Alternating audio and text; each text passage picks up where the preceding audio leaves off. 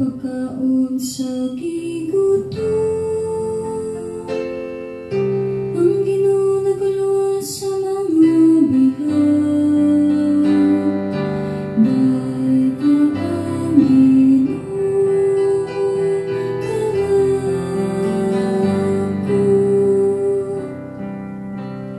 Ang Ginoo nagahatag og pagtan-aw sa butang.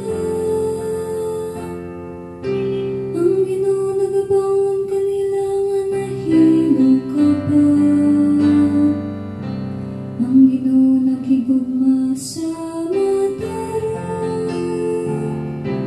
Ang Ginoo nanalipod sa mga langyaw. Ay ka ang Ginoo kawako.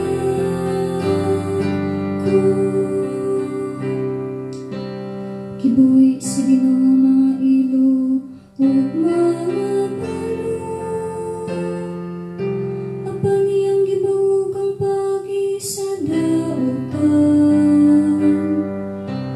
ang Ginoo maghari hangtod sa